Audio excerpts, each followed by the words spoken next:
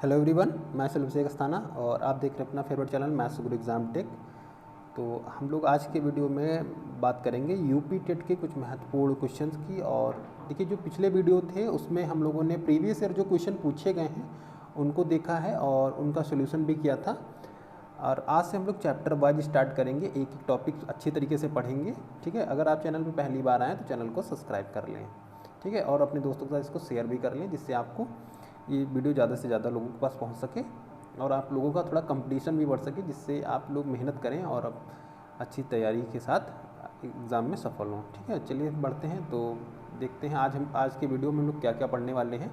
तो देखिए, इस वीडियो में हम लोग पढ़ेंगे संख्या पद्धति में जो चैप्टर है ये पहला चैप्टर है। अगर हम लोग इसकी बात करें तो देखिए, चैप्टर ये 1 है हमारा, संख्या पद्धति। ये आप किसी भी कंपटीशन की जब तैयारी करते हैं तो आपको ये पहला चैप्टर ही मिल जाता है संख्या पद्धति का। तो इसमें देखिए हम लोग कौन कौन से टॉपिक पढ़ने वाले हैं। एक तो प्राकृतिक संख्याएं, है ना, संख्याओं के प्रकार रियल में इस चैप्टर का नाम होना चाहिए था, लेकिन इस संख्या पद्धति में हम लोग कई तरीके के टॉपिक्स भी को कवर कर लेंगे।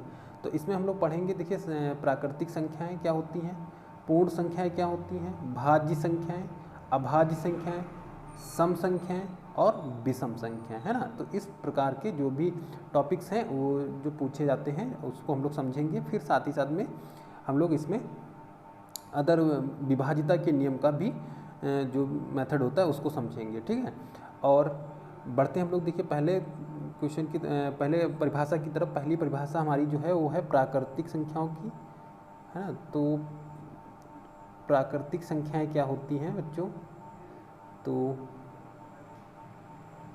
आप लोगों को कुछ आइडिया होगा कि प्राकृतिक संख्याएं क्या होती हैं।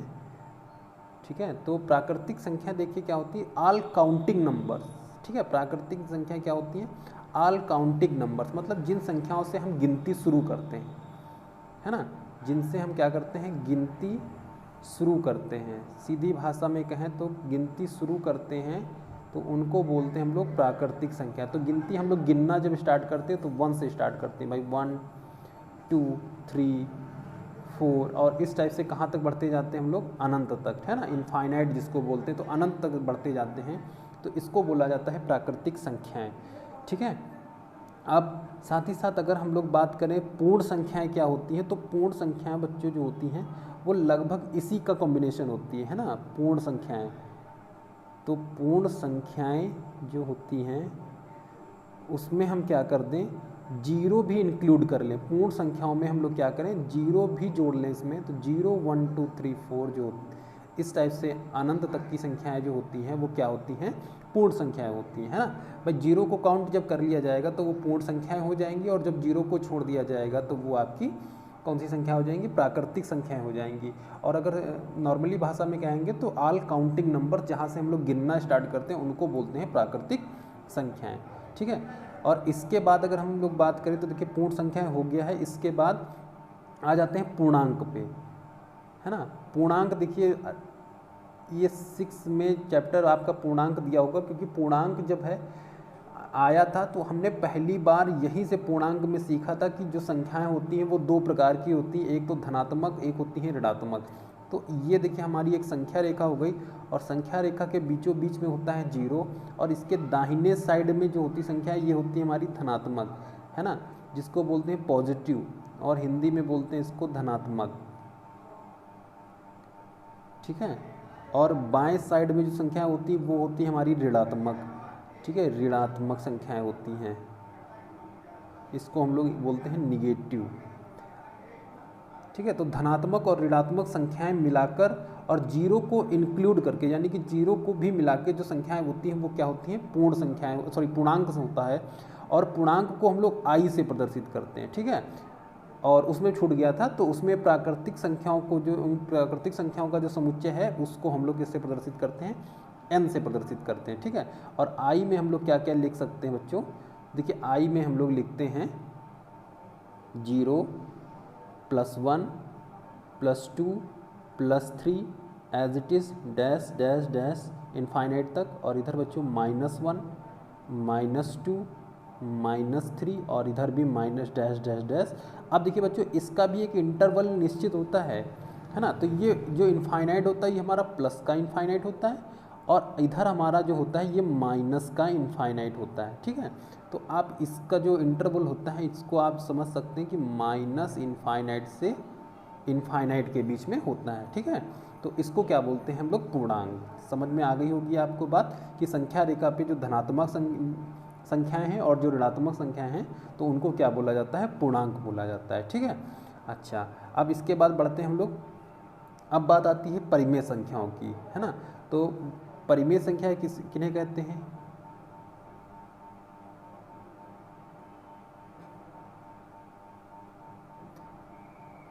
परिमेय संख्याएं, तो जिन संख्याओं को हम लोग P/Q के रूप में व्यक्त कर लेते हैं इनको बोलते हैं हम लोग क्या, परिमेय संख्याएं। और यहाँ पे आप एक शर्त समझ लें कि कभी भी Q जो है वो जीरो नहीं हो सकता। अगर भाई Q को जीरो कर देंगे तो क्या हो जाएगा, ये अनंत हो जाएगा। और हाँ, एक बात देखिए, कॉमन सेंस आप लोग बिठा लीजिए, जब किसी संख्या, क्योंकि इसमें बहुत लोग कंफ्यूज रहते हैं, संख्या बटा जीरो, है ना, संख्या बटा जीरो, तो हमेशा आपका आंसर आएगा इनफाइनाइट। रियल में इनफाइनाइट भी नहीं होता है ये होता है डू नॉट एग्जिस्ट, है ना, यानी कि इसको हम लोग परिभाषित नहीं कर सकते हैं। क्या आंसर आता है, परिभाषित नहीं, ठीक है। लेकिन शॉर्टकट में लोग इसको अनंत लगा देते हैं, ठीक है। तो इसका मतलब होता है परिभाषित नहीं, जब संख्या को हम लोग जीरो से भाग करेंगे। लेकिन अगर हम किसी संख्या को, है ना, सॉरी, जीरो को किसी संख्या से भाग जब करेंगे, है ना, जीरो को जब किसी संख्या से भाग करते तो आपका जीरो ही प्राप्त होता है, ठीक है। तो ये बातें दो आप लोग बिठा लें अपने मन में कि जब संख्या को जीरो से भाग करेंगे तो वो परिभाषित नहीं आएगा, और जीरो को जब किसी संख्या से भाग करेंगे तो हमेशा ऑलवेज क्या आएगा, जीरो आएगा, ठीक है। चलिए अब देख लेते हैं। तो देखिए परिमेय संख्या क्या होती है, P/Q के रूप में जो होती है उन्हें बोलते हैं हम लोग परिमेय संख्याएं, ठीक है। तो इसमें देखिए एक क्वेश्चन ज़्यादातर पूछा जाता है कि पाई क्या है, ये ज़्यादातर यूपी टेट में रिपीटेड क्वेश्चन है। तो ये अपरिमेय संख्या है, अपरिमेय, ठीक है। ये कैसी संख्या है, अपरिमेय है। और अगर हम लोग पाई का मान देखें 22/7 बच्चों, तो ये जो 22/7 है ये हमारा परिमेय है, ठीक है। 22/7 क्या है, परिमेय है। तो इसको ये रही कि पाई की वैल्यू होती है ये, तो हम लोग क्या करें, इसको मान लें पाई की वैल्यू है 22/7, तो ये भी अपरिमेय है। तो ये कभी कभी कन्फ्यूज़न हो जाती है, तो इसको कन्फ्यूज़ नहीं होना है। जो 22/7 होता है ये परिमेय है, और जो केवल पाई है ये क्या है, एक अपरिमेय संख्या है ना। चलिए अब बात करते हैं देखिए सम संख्या और विषम संख्या की। तो सम संख्याएं क्या होती हैं और विषम क्या होती हैं, तो आप समझते होंगे सम संख्या और विषम संख्या, ठीक है। जो संख्याएं दो से विभाज्य हैं, है ना, दो से विभाज्य, जो संख्याएं दो से विभाज्य होती हैं उनको क्या बोला जाता है, सम संख्या बोला जाता है, ठीक है। जैसे 2, 4, 6, 8, 10, 12, 14, 16, 18, 20, 22, 24, 26, 28, 30 कुछ, ठीक है, 32, 34 कुछ भी। तो ये क्या होती है, सब जितनी भी संख्याएं सब क्या होती हैं, दो से विभाज्य है, तो वो सम संख्याएं बोली जाती हैं, ठीक है। दो से विभाज्य संख्याएं क्या बोली जाएंगी, सम संख्या। फिर बात करते हैं विषम संख्या। तो दो से विभाज्य नहीं, ठीक है, जो संख्याएं दो से विभाज्य नहीं है, इनको देखिए बिल्कुल नोट्स टाइप का बना लीजिए आप लोग। दो से विभाज्य नहीं यानी कि 1 है, 3, 5, 7, 9, 11, 13, 15 इस टाइप से चलती रहेंगी, ठीक है। जो दो से विभाज्य नहीं है उनको क्या बोला जाएगा, विषम संख्या बोला जाएगा, ठीक है। तो आपको समझ में आ गया होगा, दो से विभाज्य संख्या जो होती है वो सम होती हैं, और जो से दो से विभाज्य नहीं होती हैं वो विषम होती है, ठीक है। अब बात आती है भाज्य की, ठीक है। भाज्य क्या होता है, भाज्य और अभाज्य, ठीक है। भाज्य और अभाज्य में क्या अंतर है, तो देखिए भाज्य का मतलब ये नहीं कि केवल दो से जो कट जाए वही संख्या भाज्य मानी जाएगी, बाकी भाज्य नहीं मानी जाएंगी, ऐसा नहीं है। तो ये समझ लीजिए आप लोग, भाज्य का मतलब क्या है, एक व स्वयं, ये समझिएगा थोड़ा, ठीक है। एक व स्वयं के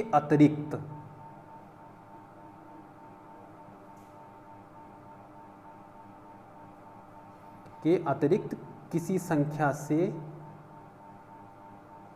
भाज्य, संख्या से विभाजित। ठीक है, आ गया होगा आपको समझ में। जैसे एक से, तो देखिए कोई भी संख्या है वो एक से तो हमेशा कट जाएगी, और दो से, और स्वयं से भी कट जाएगी, है ना, और इसके अतिरिक्त भी किसी संख्या से कटना चाहिए। जैसे हम लोग संख्या ले मान लेते हैं, हमने लिया 12, ठीक, अब हमने लिया है जब 12, तो 12 देखो किससे किससे, एक से तो कटी जाएगी, और 12 से भी ये कट जाएगी, साथ ही साथ में ये देखिए 3 से भी कट जाएगी, और किससे कट जाएगी, 4 से भी कट जाएगी, और किससे कट जाएगी, 6 से भी कट जाएगी, है ना। तो इस टाइप से देखिए इसके कई गुणनखंड निकले हैं। लेकिन ऐसी कोई संख्या हो जो केवल स्वयं से कटे और एक से कटे, है ना, तो वो संख्याएं क्या होती हैं, वो अभाज्य होती हैं। ठीक है, अभाज्य की जब परिभाषा हम लोग लिखेंगे तो एक व स्वयं को छोड़कर, एक व स्वयं को छोड़कर अन्य किसी से ना कटें, अन्य किसी से ना कटें, तो उनको क्या बोला जाएगा, इनको बोला जाएगा अभाज्य संख्या। ठीक है, एक व स्वयं को छोड़कर अन्य से ना कटें, तो इनको बोला जाएगा अभाज्य। जैसे हमने लिया 7, ठीक है, कितना लिया हमने लिया 7, तो आप 7 को चेक कर सकते हैं, या तो 1 से कटेगा या फिर 7 से कटेगा। इसके अलावा ऐसी कोई भी संख्या नहीं है जो 7 को विभाजित करते, है ना, तो इसको हम लोग क्या कहेंगे, अभाज्य कहेंगे। देखिए कुछ लोगों का मानना होता है, जब अभाज्य की परिभाषा वो लोग बताते हैं तो सीधा यही बता देते हैं कि अभाज्य किसी भी संख्या से नहीं कटती। ऐसा नहीं होता है, वो स्वयं और एक को छोड़कर अन्य किसी से नहीं कटती है। तो आपको अंतर बिल्कुल साफ पता चल गया होगा अभाज्य और भाज्य में, कि एक व स्वयं के अतिरिक्त अन्य किसी संख्या से विभाजित होंगी तो वो भाज्य होंगी, और एक व स्वयं को छोड़कर अन्य किसी से विभाजित नहीं होंगी तो वो क्या होंगी, वो अभाज्य होंगी। ठीक है, अच्छा अब बात करते हैं अब विभाजिता की। ठीक है, तो विभाजिता का नियम क्या कहता है, तो देखिए 2 से विभाजिता का नियम क्या है,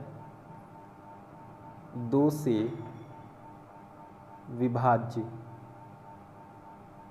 2 से विभाज्य का नियम जो है वो देखिए किसी संख्या के अंत में, है ना, संख्या के अंत में, संख्या के अंत में बच्चों क्या होना चाहिए, संख्या के अंत में आपका 0 हो, 2 हो, 4 हो, 6 हो, 8 हो, है ना, 0 2 4 6 8। अगर किसी संख्या के अंत में हम लोगों को ये वाले अंक मिल जाते हैं 2 4 6 8, तो वह संख्या 2 से विभाज्य होगी, है ना, 2 से विभाज्य होगी। वो संख्या क्या होगी, 2 से विभाज्य होगी। ये 100% आपकी बात सही है। कुछ भी लिख दीजिए 1 2 3 7 9 2, तो इसका मतलब वो संख्या देखिए लास्ट की डिजिट हमको देखनी, लास्ट की डिजिट कितनी है 2, तो इसका मतलब ये संख्या 2 से विभाज्य है। ठीक है, आप कुछ भी लिख दें, यहाँ पे 0 आ जाएगा अगर तो वो विभाज्य हो जाएगी, यहाँ पे 6 आ जाए, अगर यहाँ पे 6 आ जाएगा तब भी विभाज्य है, यहाँ पे 8 आ जाएगा तब भी विभाज्य है। तो ये वाले अंक अगर लास्ट वाली संख्या में मिल रहा है तो ये 2 से विभाज्य हो जाएगा। ठीक है, अब बात करते हैं देखिए 3 से विभाजिता का नियम। 3 से विभाज्य, तो इसमें क्या होता है, 3 से विभाज्यता में संख्याओं का योग, संख्या के अंकों का योग, है ना, संख्या के अंकों का योग। अगर संख्या के अंकों का योग 3 से विभाज्य है ना, का योग 3 से विभाज्य है तो संख्या 3 से विभाज्य होगी, तो संख्या 3 से विभाज्य होगी। ठीक है, अगर संख्या के अंकों का योग जो है 3 से विभाज्य हो रहा है तो वो आपकी संख्या क्या हो जाएगी, 3 से विभाज्य हो जाएगी। ठीक है, जिसे हम लिख दें 1 4 3 1, तो हमने ये संख्या लिखी 1 4 3 1। तो ये पूछ रहा है एक संख्या क्या 3 से कट जाएगी, तो आपको इसमें चेक करने के लिए आपको कुछ नहीं करना है, ये नहीं आप भाग करना है, आप क्या करें इनके अंकों को जोड़ लें। तो देखिए कितना हो जाएगा, 4 1 5 3 8 1 9, कितना आया अंकों का योग 9, और 9 हमारा 3 से कट जाता है, तो इसका मतलब पूरी की पूरी संख्या क्या हो जाएगी, 3 से कट जाएगी, है। तो इस टाइप से आप किसी भी संख्या का पता लगा सकते हैं। ठीक है, अब देखिए नेक्स्ट क्वेश्चन की तरफ देखिए, नेक्स्ट परिभाषा देख लेते हैं, और अगले वीडियो में हम लोग और थोड़ी वीडियो देखेंगे, आज थोड़ा बैटरी प्रॉब्लम है हमको लगता है। तो देखिए इसके बाद आता है 4 से विभाज्यता। तो 4 से विभाजिता जो है वो आप कैसे देखेंगे, आप किसी भी संख्या का जो इकाई और दहाई का अंक है, ठीक है, कोई भी संख्या हमारी यहाँ मान लेते दी है, ये संख्या है, और यहाँ पे जो इकाई और दहाई का संख्या है ना, इकाई और दहाई की संख्या ये अगर हमारी 4 से कट रही है ना, तो यहाँ पे जो संख्या बन रही है, यहाँ पे आप कुछ भी अंक हो सकते हैं, यहाँ पे जो अंक बनने वाले थे 24 बन गया। तो आप इकाई और दहाई को देखें, अगर वो संख्या हमारी 4 से कट रही है तो पूरी पूरी संख्या कट जाएगी। यहाँ पे लास्ट में जैसे मान लेते 24 है तो ये कट जाएगी, लास्ट में मान लेते 32 है, यहाँ 8972 कुछ भी है ना, लास्ट के बस आपको 2 अंक देखने, अगर लास्ट वाले दोनों अंक जो हैं 4 से कट रहे हैं तो इसका मतलब पूरी की पूरी संख्या 4 से कट जाएगी। ठीक है, तो ये तो काफ़ी सरल था। बढ़ते नेक्स्ट की तरफ, 5 का देख लेते हैं, उसके बाद नेक्स्ट हम लोग अगले वीडियो में देखेंगे। देखिए 5 से विभाजिता का नियम क्या है, ये आसान है, 5 से विभाजिता, ठीक है, 5 से विभाजिता का नियम है कि संख्या के